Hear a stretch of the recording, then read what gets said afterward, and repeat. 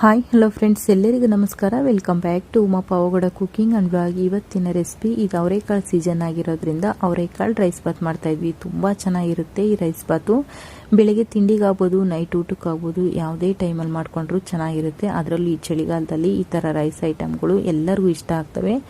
ಬನ್ನಿ ಯಾವ ರೀತಿ ಮಾಡೋದಂತ ನೋಡೋಣ. ಅದಕ್ಕೂ ಮುನ್ನ ರೆಡ್ ಕಲರ್ ಸಬ್ಸ್ಕ್ರೈಬ್ ಬಟನ್ನ ಕ್ಲಿಕ್ ಮಾಡಿ, ಆನಂತರ ಪಕ್ಕದಲ್ಲೇ ಇರುವ ಬೆಲ್ ಬಟನ್ನ ಕ್ಲಿಕ್ ಮಾಡಿದರೆ ನಾನು ಮಾಡುವ ಪ್ರತಿ ವಿಡಿಯೋ ನೋಟಿಫಿಕೇಶನ್ ನಿಮಗೆ ಬರುತ್ತೆ.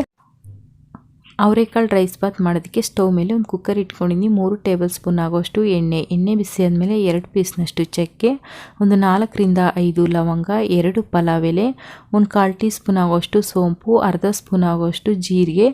ಈಗ ಇದನ್ನೆಲ್ಲ ಸ್ವಲ್ಪ ಚೆನ್ನಾಗಿ ಫ್ರೈ ಮಾಡ್ಕೊಳ್ಳೋಣ. ನೋಡಿ, ಇದು ಫ್ರೈ ಆಗಿದೆ. ಈಗ ಈರುಳ್ಳಿ ಹಾಕ್ಕೊಳ್ಳೋಣ. ಮೀಡಿಯಮ್ ಸೈಜ್ದು 3 ಈರುಳ್ಳಿನ ಚಿಕ್ಕದಾಗಿ ಕಟ್ ಮಾಡಿ ಹಾಕ್ಕೊಳ್ತಾ ಇದ್ದೀನಿ. ಈರುಳ್ಳಿ ಸ್ವಲ್ಪ ಚೆನ್ನಾಗಿ ಫ್ರೈ ಮಾಡ್ಕೋಬೇಕು. ಇದು ಫ್ರೈ ಆಗ್ತಾಯಿರಲಿ ಅಷ್ಟರಲ್ಲಿ ನಾವು ಮಸಾಲೆಗೆ ರುಬ್ಕೊಳ್ಳೋಣ. ಮಸಾಲೆಗೆ 2 ಟೇಬಲ್ ಸ್ಪೂನ್ ಆಗೋಷ್ಟು ಹಸಿ ತೆಂಗಿನಕಾಯಿ ತುರಿ, 2 ಗೆಡ್ಡೆ ಬೆಳ್ಳುಳ್ಳಿನ ಬಿಡಿಸಿಟ್ಕೊಂಡಿನಿ, 1 ಇಂಚಿನಷ್ಟು ಶುಂಠಿ, ಖಾರಕ್ಕೆ ಒಂದು 6ರಿಂದ 7 ಹಸಿಮೆಣ್ಸಿಕಾಯಿ ತೊಗೊಂಡಿನಿ, ಅರ್ಧ ಹಿಡಿ ಆಗೋಷ್ಟು ಕೊತ್ತಂಬರಿ ಸೊಪ್ಪಲ್ಲಿ ಅರ್ಧ ಪುದೀನ ತೊಗೊಂಡಿದ್ದೀನಿ.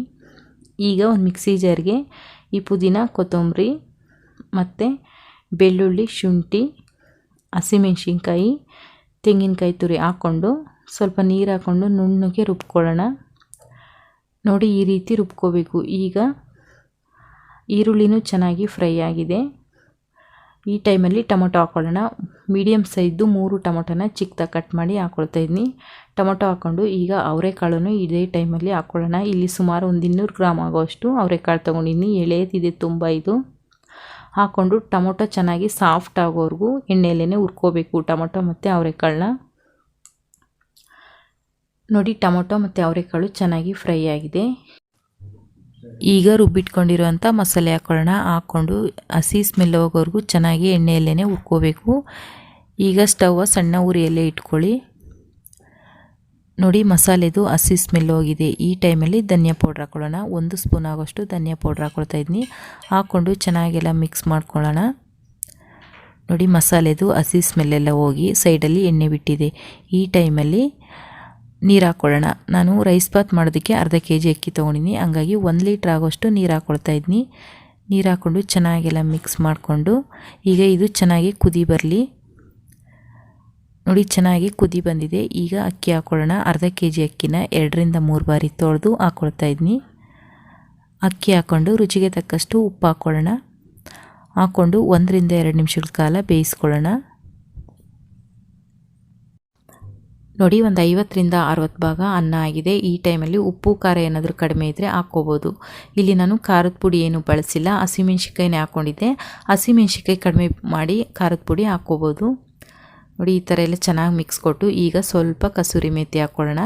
ಇದು ಮೆಂತ್ಯ ಸೊಪ್ಪು ಮನೆಯಲ್ಲೇ ಮಾಡ್ಕೊಂಡಿದ್ದು, ತೊಳೆದ್ಬಿಟ್ಟು ಒಣಗಿಸಿ ಒಂದು ಡಬ್ಬಿಗೆ ಹಾಕಿ ಇಟ್ಕೊಂಡಿದ್ದೆ. ಚೆನ್ನಾಗಿರುತ್ತೆ ಈ ಥರ ಬಾತ್ಗಳಿಗೆ ಮೆಂತ್ಯ ಸೊಪ್ಪು ಹಾಕೋದ್ರಿಂದ ಚೆನ್ನಾಗಿರುತ್ತೆ. ಈಗ 1 ಸ್ಪೂನ್ ಆಗೋಷ್ಟು ತುಪ್ಪ ಹಾಕ್ಕೊಳ್ತಾ ಇದ್ದೀನಿ. ಲಾಸ್ಟಲ್ಲಿ ತುಪ್ಪ ಹಾಕೋದ್ರಿಂದ ರುಚಿಯಾಗಿರುತ್ತೆ ಅವರೆಕಾಳು ಬಾತು. ಹಾಕ್ಕೊಂಡು ಚೆನ್ನಾಗೆಲ್ಲ ಒಂದು ಮಿಕ್ಸ್ ಕೊಟ್ಟು ಕುಕ್ಕರ್ ಲಿಡ್ನ ಮುಚ್ಚಿಬಿಟ್ಟು 1 ವಿಜಲ್ಲು ತಗೊಳ್ಳೋಣ ಸಾಕು. ನೋಡಿ, 1 ವಿಜಲ್ ಆಗಿದೆ. ವಿಜಲನ್ನು ತಣ್ಣಗಾಗಿದೆ. ಈಗ ಕುಕ್ಕರ್ ಲಿಡ್ನ ಓಪನ್ ಮಾಡೋಣ. ನೋಡಿ, ಅವರೆಕಾಳು ರೈಸ್ ಬಾತು ರೆಡಿಯಾಗಿದೆ. ಈ ಚಳಿಗಾಲದಲ್ಲಂತೂ ಈ ಥರ ರೈಸ್ ಐಟಮ್ಗಳು ತುಂಬ ಇಷ್ಟ ಆಗ್ತವೆ. ಈ ಥರ ಮಸಾಲೆ ರೈಸ್ ಐಟಮ್ಗಳು, ಅದರಲ್ಲೂ ಇದು ಸೀಸನ್ ಟೈಮು ಅವರೆಕಾಳದ್ದು. ಏನೇ ಐಟಮ್ ಮಾಡಿದ್ರೂ ಅವರೆಕಾಳಿಂದ ತುಂಬ ರುಚಿಯಾಗಿ ಬರುತ್ತೆ. ನೋಡಿ, ಅವರೆಕಾಳು ರೈಸ್ ಬಾತ್ ಅಂತೂ ತುಂಬಾ ಚೆನ್ನಾಗಿ ಬಂದಿದೆ. ಹುಡಿಯಾಗಿ ಬೆಳಿಗ್ಗೆ ತಿಂಡಿಗಾದರೂ ಮಾಡ್ಕೋಬೋದು, ಮಧ್ಯಾಹ್ನ ಊಟಕ್ಕಾದರೂ ಮಾಡ್ಕೋಬೋದು. ಯಾವುದೇ ಟೈಮಿಗೆ ಮಾಡಿಕೊಂಡ್ರೂ ಚೆನ್ನಾಗಿರುತ್ತೆ ತಿನ್ನೋದಕ್ಕೆ.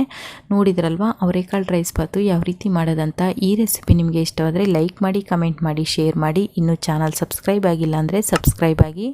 ಪಕ್ಕದಲ್ಲೇ ಇರುವ ಬೆಲ್ ಬಟನ್ನ ಕ್ಲಿಕ್ ಮಾಡಿದರೆ ನಾನು ಮಾಡುವ ಪ್ರತಿ ವಿಡಿಯೋ ನೋಟಿಫಿಕೇಷನ್ ನಿಮಗೆ ಬರುತ್ತೆ. ಇನ್ನಷ್ಟು ಈಸಿ ರೆಸಿಪಿಗಾಗಿ Uma Pavagada cooking channel and ವ್ಲಾಗ್ನ ನೋಡ್ತಾಯಿರಿ. ವಿಡಿಯೋ ನೋಡಿದ್ದಕ್ಕಾಗಿ ಧನ್ಯವಾದಗಳು.